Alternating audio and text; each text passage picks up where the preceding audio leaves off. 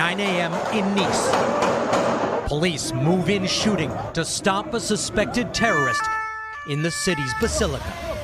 Officials said the assailant shouted Allahu Akbar as he slit the throats of a man and woman in the church, nearly beheading one. Another woman escaped but was hunted down and killed. Authorities calling it an Islamist terrorist attack. NBC's Matt Bradley is in Paris.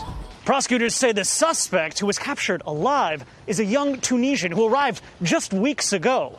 Now, French President Macron is activating thousands of troops to protect places of worship and schools.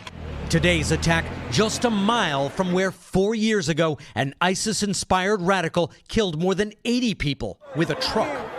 So why an attack today? Last month, a teacher showed his class a cartoon of the Muslim prophet Muhammad. The class was about free speech.